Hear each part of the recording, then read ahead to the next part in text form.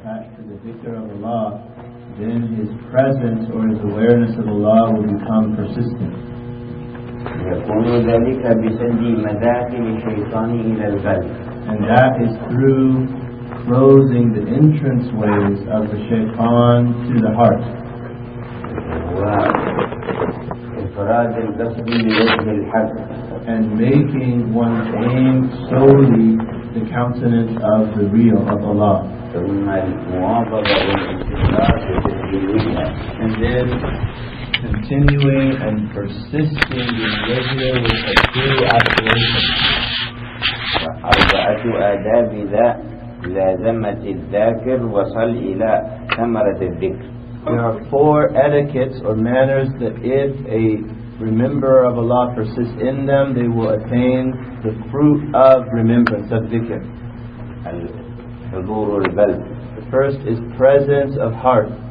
ووفور الأدب من التذلل والانكسار. And having abundant manners, adab, by lowering themselves and being broken and humble. وصدق الإقبال. And being true in turning to and focusing on Allah. وقوة التوجه. And having a very powerful direction of themselves or facing literally Allah subhanahu wa ta'ala. فالذكر خاصة وجميع الطاعات والعبادات تثمر تنويرا للقلب وتطهيرا. Dhikr in specific and all of the acts of worship in general produce or have the fruit of a light enlightening of the heart as well as a purification thereof. ويزداد إيمانا ويقينا. So then a person is increased in faith as well as certitude. ويستعد للمعرفة الخاصة بالله تبارك وتعالى. And this prepares the person to have a more direct or special knowledge of Allah تبارك وتعالى. تكون هنا معرفة ذوق وشهود. So this then is, or here it is, a knowledge of experience and actually seeing or vision. لا مجرد الإدراك والتصديق الذي كان من البداية. Not merely understanding and believing, which was the level of conviction at the beginning. فلذلك يكون الأثر لذكره أكبر وأوسع. So due to this, the effect of this person's remembrance of the dhikr is greater and broader. قد كان يسبح من قبل ولكن الآن إذا قال سبحان الله حصل من الأثر في نفسه ومن الأثر أيضا مع عالم الملائكة ومن المكانة والثواب ما لم يكن قبل ذلك. He used to say Subhanallah, however, when this person says it with this awareness, they say Subhanallah and it has a stronger effect on their heart and with the angels and also from the point of view of the reward. وكذلك في الحمد والتكبير والتهليل. Similarly is his saying Allah's praise, hamd, takbir, and also mentioning Allah's oneness, la ilaha illallah.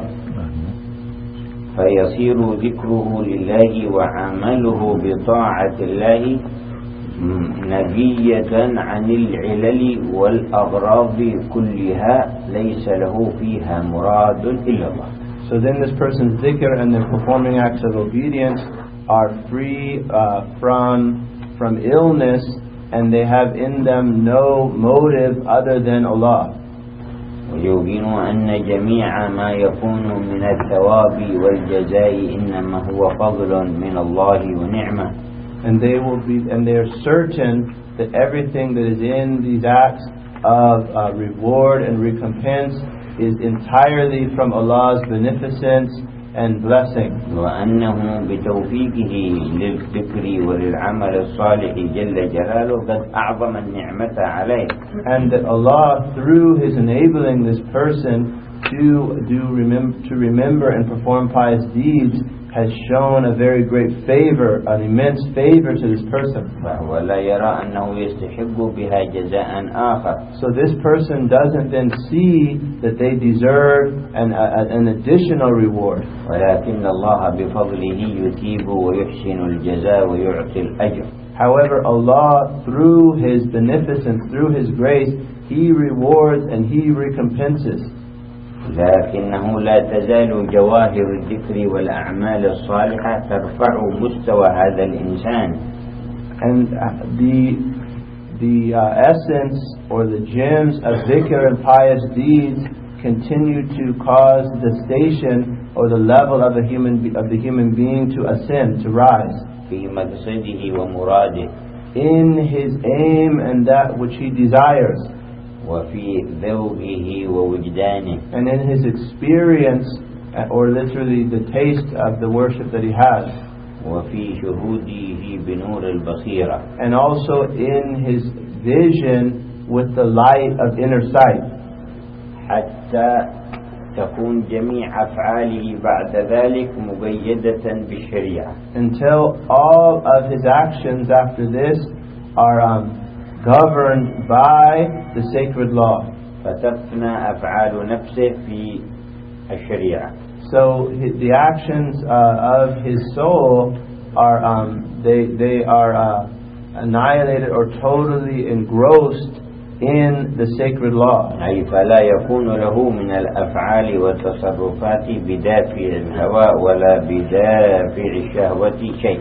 So none of his actions or the things in which he engages are by the motivation of the hawa, which is the false inclination of the nafs, of the lower self, nor with the motivation of desire. بل من أدبه مع الله سبحانه وتعالى يصير لا يرضى إلا لرضاه ولا يغضب إلا لغضب. But rather, due to this person's adab with Allah, they reach the state where they are not pleased except through that Allah is pleased, or through Allah's pleasure, nor are they angry except through that which is or for that which is with that which Allah is angry. فيرتقي من الفناء في الأفعال إلى فناء الصفات أيضا. So they ascend from this being engrossed, or you could say the effacement of their own egoistic actions, to the effacement of their egoistic qualities. فإذا صار لا يرضى إلا لرضا ربه ولا يغضب إلا لغضب ربه شهد جميع صفاته الطيبة منة من ربه. So if this person reaches a state that they're only pleased through Allah's pleasure and angry with that which Allah is angry, then they see all of their good qualities as well as divine grace. ولا يزال يترقى في ذلك. And they continue to ascend in this as well. حتى يعلم أنه وصفاته أصلها عدم وإنما الفضل للحق الموجود بذاته.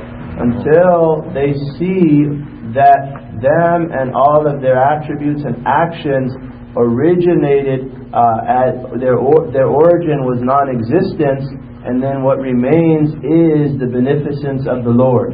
والعارفون في هذه المراتب الرفيعة يعبرون أيضا عن فناء شهوده لفنائه، فلا يشهد إلا الذي خلقه وحلاه وقربه سبحانه وتعالى وأفناه. So they also, the knowers of Allah in this regard, they also talk, and this is kind of specific terminology that we're trying to explain about this annihilation that we were calling effacement or being engrossed, that they talk about being annihilated or effaced or unaware of even this state itself, so that all that they're aware of is the one who brought them near and gave them this station. ويشهد صفات الحق جل جلاله، ثم يغلب عليه شهود أن هذه الصفات مرتبطة بذات الحق جل جلاله، فيغلب عليه شهود الذات.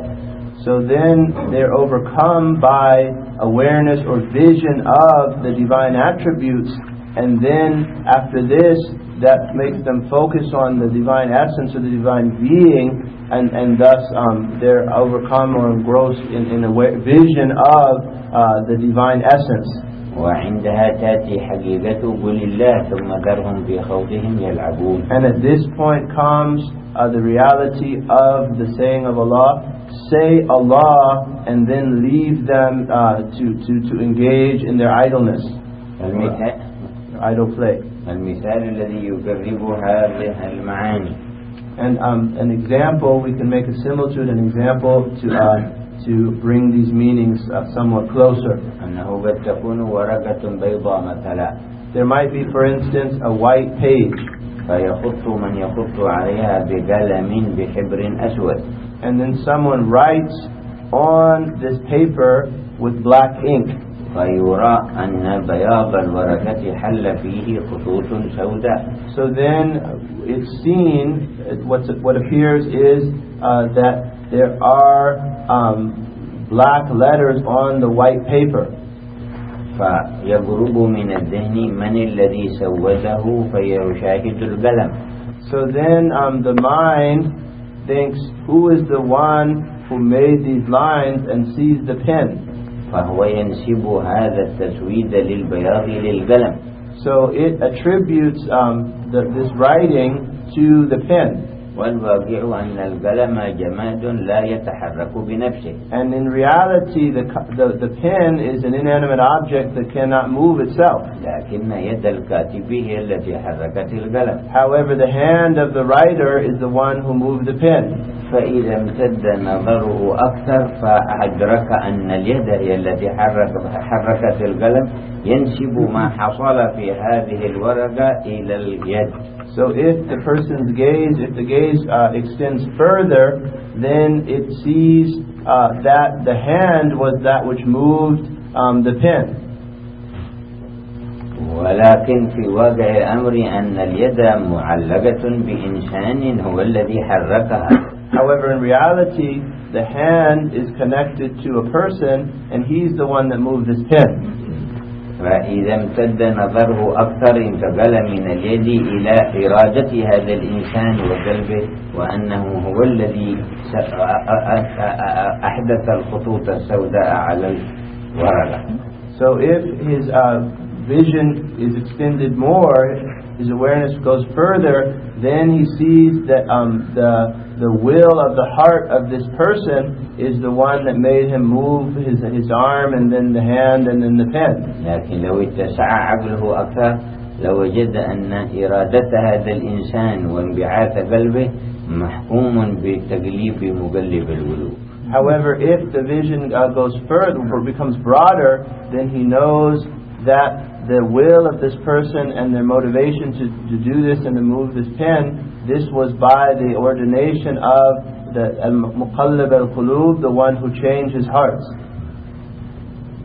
وأكثر الناس في جميع ما يكون من شؤون الكون ينسبونها إلى الأسباب الغريبة كنسبة الخط إلى القلم. And most people in their view of the created things, they attribute them to the causes that are further down the line, like the pen or the hand, for instance. وقليل منهم يفكر أن وراء القلم أصابع يد تمسكها. And few of them, and he's correcting me here, few of them will think that there are fingers that are moving the pen. والأقل من هذا القليل يعلم أن اليد وأصابعها محكومة بإرادة لقلب إنسان. And even less than those who are aware of the fingers know or determine that the heart and the will of the person is the one that governs the pen. لكن الأقل من ذلك الأقل من يعلم أن هذا الإنسان بكله وإرادته محكوم بحكم الذي خلقه وقلب قلبه. And less than that even know that this person, as well as his own will, that is determined by Allah who created him and the one who changes hearts. وبهذا صح أن أكثر الناس لا يعقلون. And through this, it is correct to say that most people do not have aql, they are not of intellect. فتنوا بالأسباب ونسوا المسبب. They were tested by or afflicted with the means, and they forgot the one who truly creates these things that occur. ولما كانت النفوس تنزعج من قدرات وقوات من يعاديها من الناس على ظهر الأرض قال الله تعالى والله أعلم بأعدائكم. And when people are disturbed by the strength and the power of their enemies on the earth, Allah said, Allah knows better, Allah is more aware of your enemies. يقول فلا تكترثوا بما في أيدي هؤلاء الذين يعادونكم من قوات فأنا القوي. تكترثوا. So don't care about the power that is in the hands of these enemies, because I am the one who is in reality powerful. فقال للمؤمنين والله أعلم بأعدائكم وكفى بالله وليا وكفى بالله نصيرا. He said the translation and the meaning is Allah knows better, Allah is more aware of your enemies, and Allah suffices as a patron, and Allah suffices as one that gives victory. فقال لنبينا محمد صلى الله عليه وسلم سيد أهل الشهود فلا يحزنك قوله. And he said to the Prophet Muhammad sallallahu alaihi wasallam, the foremost of the people of this vision, so do not let what they say sadden you. وما حيثية عدم الحزن هذا؟ And from what point of view is this lack of sadness? قال إنا نعلم ما يسرون وما يعلنون. Allah said, indeed we know that which they keep secret and that which they proclaim. وقال له في الآية الأخرى ولا يحزنك الذين يسارعون في الكفر. And in another verse he said, and do not be saddened by those who rush in disbelief. إنهم لن يضروا الله شيئا. Indeed they will not harm Allah whatsoever. وما داموا لا يقدرون أن يضروا إلهك والقوة التي وكلتك بالقيام بالأمر فلن يستطيعوا أن يصلوا إليك. And when they can't harm your God and the strength that appointed you to carry out this task, then similarly they won't be able to reach you with harm. قال في الآية الأخرى أليس الله بكاف عبده. He said in another verse, does Allah not suffice His slave? ويخوفونك بالذين من دونه. And he went on to say, and they try to make you fear other than Him. وأمر أن يعلنها لهم قل لن يصيبنا إلا ما كتب الله لنا. And he ordered him to proclaim that. He said, say, nothing will befall us save that which Allah has written for us. فهذه الشؤون العالية في معاني الفناء كما شرحنا هي التي ذكرها الشيخ. So these high meanings of this which is called annihilation, that is what these are the meanings of what the Shaykh mentioned. قال إذا وصل الذاكر إلى عالم الفناء اتصل به تصرف الحق فيه جل جلاله وتعالى في علاه، بمعنى صار تحت عناية ورعاية خاصة من الله. So he's going on to say the meaning of this person reaching the realm of this annihilation is that he is under a specific or elect concern and divine stewardship. قال فصار حجر الذكر إكسيرا عزيزا، أي صار لهذا الذكر تأثير كبير كتأثير الإكسير والكيمياء التي تنقلب بها الأشياء. And so then the stone of dhikr, of remembrance, becomes a precious elixir, and comparing it to elixir, which was this substance that would change, transform things into other things. فلما كان بعض العارفين في حالة الامتلاء بتعظيم الله تعالى والفناء فيه جاءتهم امرأة في البصرة بصينية يكتب لها فيها بعض الآيات. And when one of the knowers of Allah was in a powerful state, this woman from the people of Basra brought him a dish in order to write verses of the Quran. فلما كتب بالقلم بسم الله الرحمن الرحيم انكسر الإناء. So when he wrote with a pen Bismillah ar-Rahman ar-Rahim, the dish broke. فذهبت وجاءت بصينية أخرى وإناء ثاني. So she brought another dish. فحين كتب بسم الله انكسر. So when he wrote Bismillah, it broke again. فقال يا هذه لو جيتي بأوان البصرة إناء بعد إناء لانكسرت فاذهبي بواحد آخر يكتب لك. And he said, oh ma'am, if you brought all of the dishes of Basra, they would all break, so find someone else to write this for you. ولذا رأينا أثر سيدنا أبي سعيد الخدري عندما قرأ الفاتحة على الملدوف. And we saw the effect that Abu Sa'id al-Khudri had when he recited Fatiha to someone who had been stung. القصة المشهورة التي رواها الإمام And البخاري. this is a famous account that was narrated by Imam Bukhari. وذلك أنه كان مع جماعة من الصحابة في سرية. And that was that he was on an expedition, a campaign with a group of the companions. وعادوا في الطريق إلى بعض أحياء العرب فاستضافوهم فأبوا أن يضيفوه. And on their journey, they came to the camp or the region of a certain Arab group, and they asked them to give them hospitality, and they refused. وكان ذلك من أكبر الفظائع عند العرب إباء الضيف وعدم إكرامه. And that was from the worst of disgraces with the Arabs to refuse a guest and not show them hospitality. لكن شدة بغضهم للدين وغلبة نفوسهم عليهم أبوا أن يضيفوه. However, due to their great loathing, their hatred of the religion, and their egos overcoming them, they refused. فباتوا بقربهم وجانبهم. So then they spent the evening near them and near them. فأرسل الله حية لدغت سيد تلك القبيلة ومقدمه. So Allah sent a snake that bit the chief of that tribe. فانزعجوا وجاءوا إلى القوم. So then they were disturbed and they went to the companions. وقالوا إن صاحبكم هذا جاء بخير. And they said, indeed, this companion of yours, meaning the Prophet, he brought good. وهو صاحب الخير كله ولكن النفس والهوى هي التي جعلتهم أبوا أن يضيفوهم. And he was the one who brought all good. However, the ego and caprice is what made them refuse to show the companions hospitality. فعند الحاجة والشدة هرعوا وقالوا جاء بخير صاحبه. So when they were in a state of difficulty and need, they rushed to them and they said that he was a person who brought good. فهل فيكم من يرقي فإن سيدنا لدغ. And they said, so is there someone that can do a ruqya because our chief has been bitten? قال سيدنا أبو سعيد الخدري نعم أنا أرقي ولكن استضفناكم فأبيتم أن تضيفونا فالآن لا أرقيكم إلا بأجرة. So Abu Sa'id said, I'll do a ruqya over him. However, you refuse to show us hospitality, so now I won't do it except for a fee.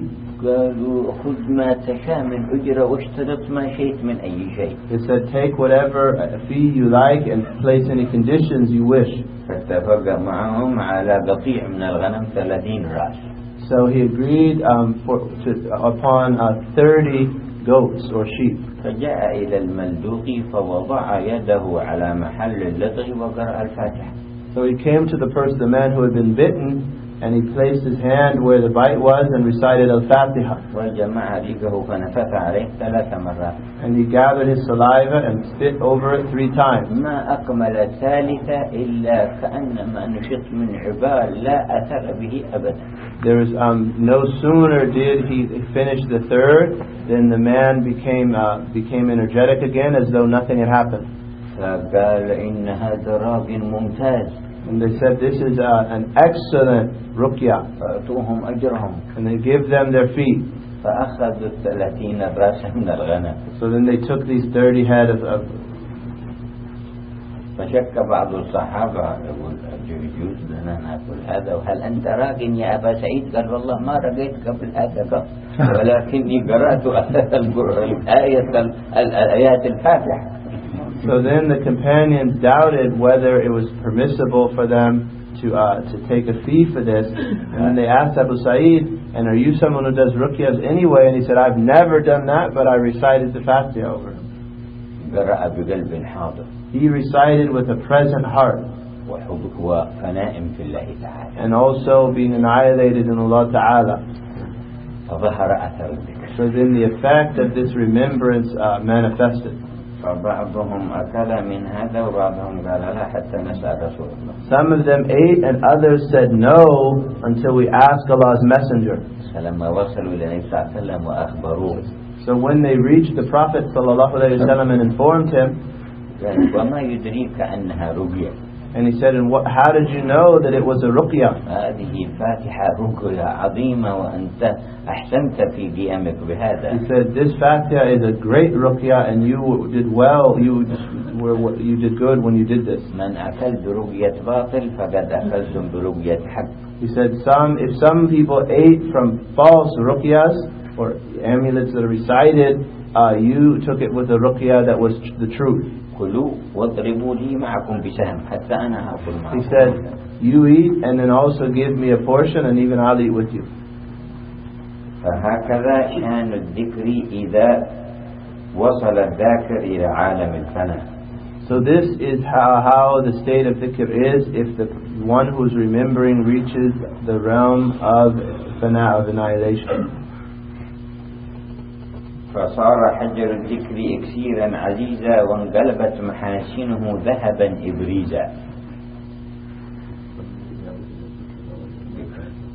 And so the stone of dhikr becomes a precious elixir, and the good qualities of the dhikr become pure gold. ووضع فيه يعني الذاكر من أنوار التنزيه والتوحيد ما ينتفي معه كل شرك وتشبيه وتعليل وتمويه.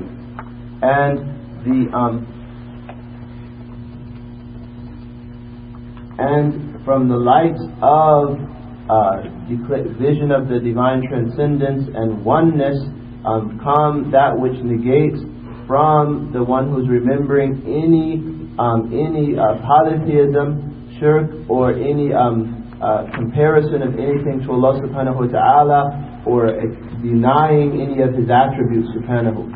والشرك هنا شهود الأثر للأسباب ونسيان وتوهم استقلاليتها.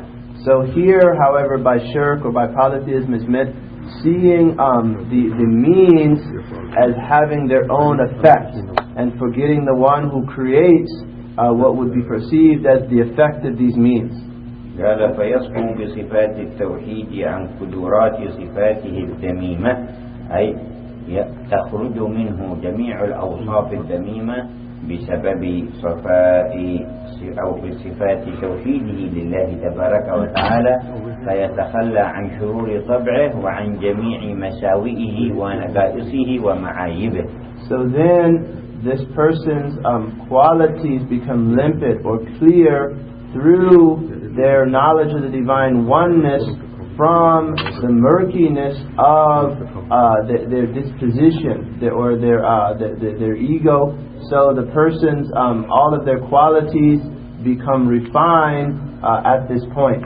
ويتجدد به يعني يتطهر عن دنس أي عن أقدار المخالفات للشريعة وللسنة الغراء ولما هو أولى به. And then the person becomes purified from transgressing the sacred law, departing from the sunnah, and leaving that which is more appropriate for this given person. فحينئذ يدخل في زمرة السالكين. And at this point the person enters the group of those the spiritual travelers. ويسير في منازل السائرين. And then they travel on through the stations of those who journey. فإذا صح سلوكه سار. So if the person's spiritual travel becomes sound and correct, then they move, they journey. معنى السير هنا انكشاف الحجب وقطع المسافات المعنوية. And the meaning of this journey is the lifting of veils and traversing spiritual distances. وبروز نور اليقين. And manifestation of the light of certitude. فإذا صح منه السير تحول من سائر إلى طائر. And if then their journeying becomes sound, they go from one who is journeying to one who flies. المعنى يسير في توجهه يقطع المسافات الكبيرة في الوقت اليسير. So that then in their aspiration they traverse great distances in a short time. وفي الحديث إشارة إلى هذا في قوله صلى الله عليه وسلم سبق درهم 100,000 درهم. There's an indication of this in a prophetic tradition when he said sallallahu alaihi wasallam, one silver coin can beat or outstrip 1,000 coins. واحد تصدق بدرهم واحد وواحد تصدق ب100,000 لكن حال المتصدق بالدرهم مع الله أطيب وأرفع فسبق هذا الدرهم 100,000. Excuse me, 100,000. He said, so someone gives a charity of one silver coin, and their state is higher and more pure, and that beats the charity of someone else who gave 100,000. ويذكر في التفسير أن سيدنا علي لما سمع أن بعض الناس تصدق ب1,000 درهم في السر و1,000 في العلانية و1,000 في الليل و1,000 في النهار ولم يكن معه شيء فجمع 4 دراهم فجعل درهم واحد بالليل درهم في النهار درهم في السر درهم في العلانية فنزلت الآية. And it's mentioned in tafsir that our Master Ali learned that a person gave 1,000 coins in secret, 1,000 publicly, 1,000 in the day and 1,000 in the night. And Sayyidina Ali, he didn't have anything much, so he gave 1 coin in secret, 1 coin openly, 1 coin in the day, 1 coin in the night, and then this verse was revealed. قوله تعالى الذين ينفقون أموالهم بالليل والنهار سرا وعلانية لهم أجرهم عند ربهم ولا خوف عليهم ولا هم يحزنون. The saying of Allah, the translation of the meaning, which is those who spend their wealth by night and by day, secretly and openly, they have reward from. الذين ينفقون أموالهم بالليل والنهار سرا وعلانية لهم أجرهم عند ربهم. They have their reward with their Lord. ولا خوف عليهم ولا هم يحزنون. And there's no fear upon them, nor do they grieve. ولم يقل 1,000 ولا درهما. And he, subhanahu, didn't say 1,000, nor did he say 1. ثم إنه كل عمل قبل عند الله فإنه يعظم. And then every deed that is accepted by Allah becomes great. ولقد تحولت جارية من ديوان الأشقياء إلى ديوان السعداء بنصف تمرة أعطتها مسكينة. And a girl or a bondswoman went from the being in the scroll of those who are damned to the scroll of those who are saved due to half of a date that she gave in charity to someone in need. وجاء في الخبر أن امرأة في بني إسرائيل كانت تأكل طعاما حتى وصلت إلى آخر لقمة. And it's in a tradition that a woman from Bani Israel was eating food until she reached the last morsel. فلما رفعتها تريد أن تأكلها وقف سائل محتاج فأعطته إياه. So when she lifted it wanting to eat it, someone came begging who was in need, and she gave it to him. فحصل بعد أيام أن عدا ذئب على طفلها وأخذه. So then after some days a wolf attacked one of her children and took it, snatched it. فخرجت تجري وراءه. So she ran after it. فلم تدري إلا بشخص استوقف الذئب وأخرج الطفل من فمه فمسح عليه فكأن لم يكن به شيء ونولها إياه. So then there was a person who stopped the wolf and took the child and stroked it, and there was nothing wrong with the child, and then returned the child to her. فقالت من أنت الذي أكرمني الله بك وأنقذ بك ولدي. She said, who are you who Allah has generously given you to me and you saved my child? قال أنا ملك كنت في السماء الرابعة حين عدا الذئب على ابنك.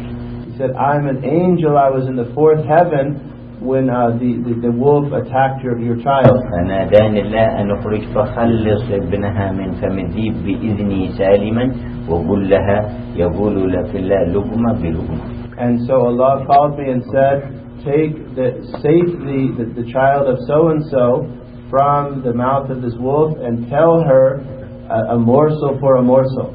أنت رددت لقمة من قريب فمك إلى السائل فأعطيته إياه واليوم رددنا هذه اللقمة من فم الذئب إليك مقابلة.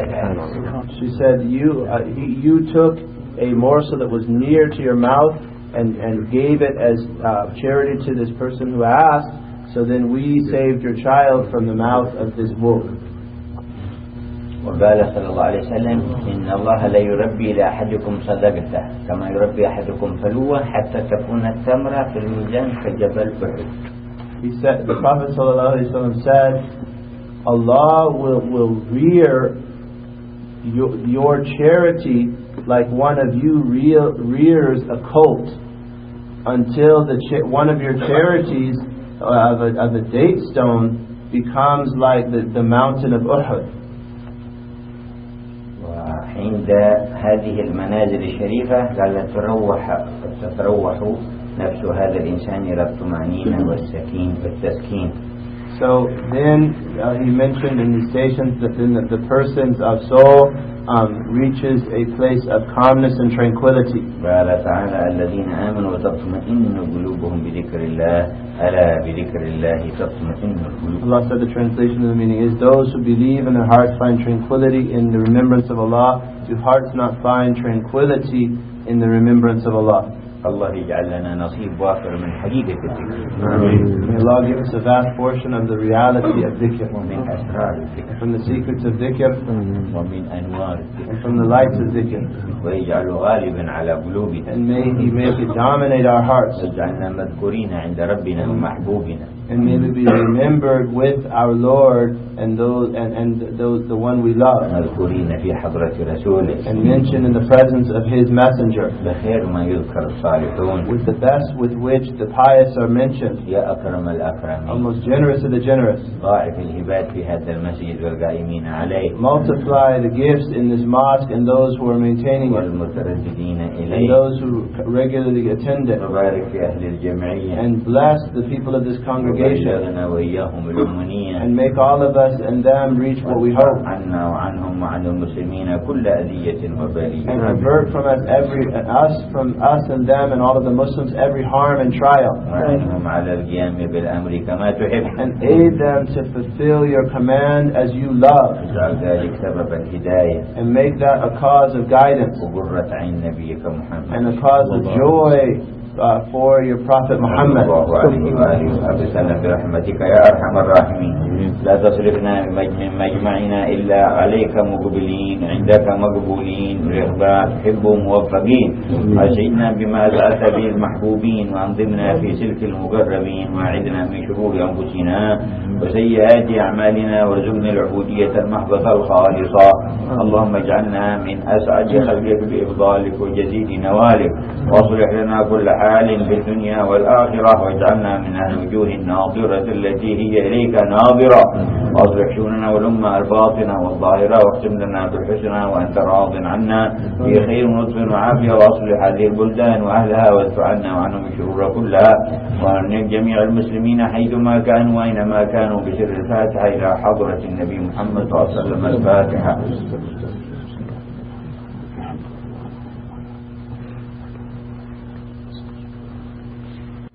هذا سائل كان يتابع درس من السعودية اسمه أبو علي. This is a question from a questioner who is following the online transmission from Saudi. His name is Abu Ali. يقول طبيعة الإنسان يخاف من القتل أو من حيوان مفترس أو كالظلام. He said the nature of a person is they fear death or animals or predators. فهل هذا من علامة ضعف الإيمان؟ So is this a sign of weak faith? ونقرأ في الدعاء اللهم إني أخاف منك وأخاف ممن يخاف منك وأخاف من لا يخاف منك. فهل هذا من خوف غير الله؟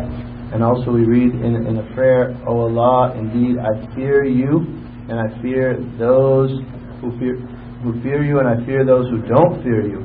So he said, is this fear of other than Allah? والجواب أن الخوف الطبيعي ليس من ضعف الإيمان. The answer is that fear that proceeds from the natural disposition is not due, the human disposition is not due to weak faith. لكن غلبته However, being overcome by this وقوة الانزعاج به and being disturbed immensely by this لنسيان ربطه بالمسبب due to forgetting the cause of this fear, its connection to the one who creates things truly, وقلة الثقة بالله and due to a lack of confidence in Allah, هو من ضعف الإيمان. that is from weak faith. وأما تجنبه للأسباب إقامة الأسباب. He said, as for a person avoiding harm by using the means of that, مع اعتماد على الله وحده لا على الأسباب depending on Allah alone and not on these means, وطمأنينة وثقة بالله and being tranquil and confident in Allah, فليس إلا من الإيمان that is from nothing other than faith. إلا أنه عند قوة الشهود ورفعة الإيمان However, when a person has strong vision and an elevated faith, يتصور غياب هذا الانزعاج البشري. it's possible that, or it's imaginable that this natural human disturbedness will entirely vanish. ولما جاء بعضهم أيام خلافة سيدنا علي يريد أن يحرسه. Someone came during the days of the caliphate of our Master Ali and wanted to guard him. قال من تريد أن تحرسني من أهل الأرض أم من أهل السماء. He said, do you want to guard me from the people of the earth or those of the sky? لا فضل لي على أهل السماء لكن من أهل الأرض. He said, I have no power over the people of the sky but from the people of the earth. قال إذا فاذهب فإنه لا يستطيع أهل الأرض أن يفعلوا شيء حتى يتخلى حرس السماء. He said, then go about your business, because the people of the earth are not able to do anything until the guards of the sky or of the heavens step aside. وكذلك معنى الدعاء وأخاف ممن يخاف منك. And then also the meaning of the dua, and I fear those who fear you. فمعناه ما شرعت لنا من خشية الإساءة إلى المحسنين وسوء الأدب مع الصالحين نخافه. And that means fearing that which you, Allah, legislated for us of fearing harm of those who are good and those who are pious. قال سيدنا هارون لسيدنا موسى إني خشيت أن تقول فرقت بين بني إسرائيل. And showing poor manners with them as well. And Allah revealed, our Master Harun said to our Master Musa, I feared that you would say that you have you've divided the children of Israel. فهذا معنى أخاف ممن يخاف منك. So that's the meaning of I fear those who fear you. وكذلك معنى أخاف ممن لا يخاف منك أخاف أن تسلطه علي فأضل وأفتتن. And the meaning of and I fear those who don't fear you is I fear that you will empower them over me and then I will be tried. فهو ليس غير الخوف من الله. So this is not fearing other than Allah. ولذا قال سيدنا موسى لفرعون ففررت منكم لما خفتكم. So for this reason our Master Musa said about Fir'aun, so I fled from you when I feared you. وإنما الخوف من غير الله شهود استقلال لشيء من الكائنات ولجوء إليها واعتماد عليها وانتزاع حقيقة شهود أنها مسخرة. So fearing other than Allah is seeing one of His creatures as being independent and turning to it in refuge or depending upon it, rather than and being heedless of the fact that it itself is being directed, meaning by Allah. وهذا سائل آخر من اليمن. And another questioner from Yemen is asking, السؤال في غير موضع الدرس. and the question was out of the context of the class. يقول ما الواجب كيف نتعامل مع الأحداث التي تجري وكيف اهتمامنا بأمر المسلمين. So the question is, how do we deal with the current circumstances, the events that are occurring, and what is our obligation in terms of concern for the affairs of the Muslims? الاهتمام بأمر المسلمين واجب قبل الأحداث وأثناءها وبعدها. He said, I say, being concerned about the affairs of the Muslims was an obligation prior to these events and after them.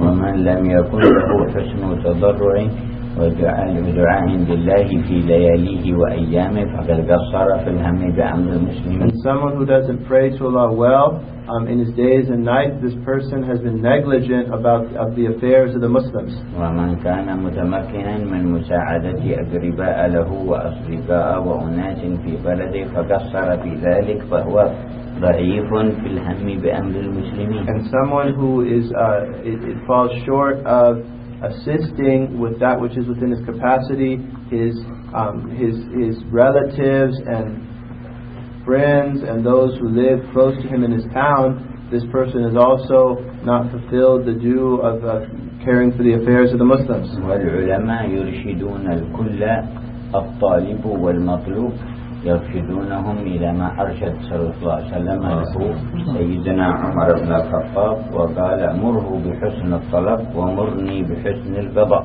And the scholars direct both the one seeking his or her rights as well as the one who is obliged to give the rights with that which the Prophet ﷺ directed us to, saying, command him to seek his rights well and command me to give him his rights well. يؤكدون على الجميع حرمة الدماء وحرمة الأموال وحرمة الأعراض. And they remind emphatically all of them of the sanctity of wealth, of blood, of wealth, and also of that which is sacred. بتأكيد رسول الله صلى الله عليه وسلم. And this is by the affirmation and emphasis of the Prophet صلى الله عليه وسلم. ويقولون على كل من كان ولي أمر أو من الرعية أن لا يضر ولا يؤذي الآخرين. And they say that it's upon both those who govern as well as the people, the people, the rank and file, that neither of them hurt the other side. ولا يستحل شيئا من دمائهم ولا أموالهم ولا أعراضهم بأي وجه من الوجوه. And that they should not deem any of their wealth, blood, or you could say also reputation as lawful in any way. ويجب أن يعرف القدر لعلماء الإسلام بأن لا يكون منتتفا يتناتف عند الحاجة من أولياء الأمور أو من الرعية. And also the station of the scholars of Islam should be known so that they're not merely used as tools when either governors need them or the population. لكنهم أهل أمانة وإرث نبوة يجب أن يحترم قولهم في الأحوال والأباء كلها. And they, however, they are bearers of a trust and the prophetic inheritance, and their statements should be respected in all circumstances. وأما من يعيش يخالف كل ما يقولون من أولياء الأمور ثم يتدرع بهم عند حاجته أو يعيش من الرعية ناسيا لهم لا معرفة له بقدرهم فعند حاجته يقول أين العلماء فليسوا بضاعة تنتتر من قبل هؤلاء ولا من قبل هؤلاء. He said, as for the government who they transgress, and then when they're in need they say where are the scholars, or the common people similarly who transgress, and then when they're in need they say where are the scholars, they're not a mere merchandise that can be used when needed like this. وإن فتنا واقعة وفتنا تحصل قد أنبئنا عنها على لسان النبوة. And there's discord or trials which have occurred and trials that will occur that we were informed of which we were informed on the prophetic tongue. وحذرنا أن نكون طرفا فيها. And we were warned to be a participant therein. وأخذ علينا العهد أن نبين للكل ما يجب عليه فمن قبل فليقبل وليتعرض لرحمة الله ومن أبى فإن حساب الكل على الله. And a covenant was taken from us to clarify the obligations of all parties in these trials and times of discord. Those who accept, the mercy is upon them, and those who refuse, they've exposed themselves to punishment. ومع ذلك كله فإنه من وراء الفتن الشديدة والصعوبات القوية فرج لله تعالى وغارة لأمة النبي محمد. And with all of this difficulty, beyond this difficulty and these trials, there's relief for the Ummah of Muhammad sallallahu alaihi نسأله wasallam. أن يجعل العاقبة خيرا وأن يصلح المسلمين أجمعين حيثما كانوا. And we ask him to make the outcome good and that he rectify the conditions of the Muslims wherever they may be. Ameen. ربنا انفعنا بما علمتنا رب علمنا الذي ينفعنا رب فقهنا وفقه